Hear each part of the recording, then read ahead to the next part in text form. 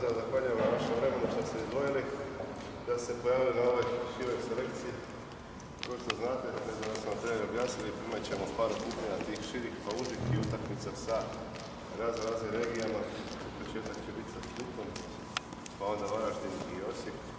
I kategoriju će voditi gospodin Čavka, dugogodišnji igrač malo nogometa u Italiji i kod nas neki nedostaju, pa onda ćemo morati malo perturbacije raditi. Pa ćete morati još strpiti 70 minuta da napravimo ekipe.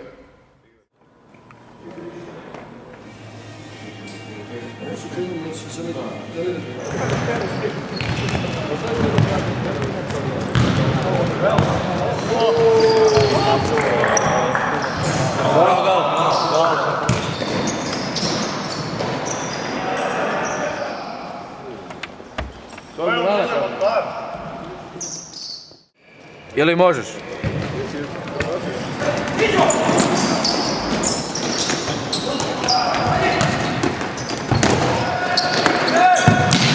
Vidio Pero, a Gajski?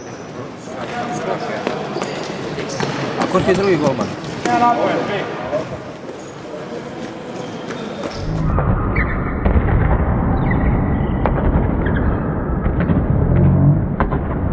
Ja nisi završio u Španskom.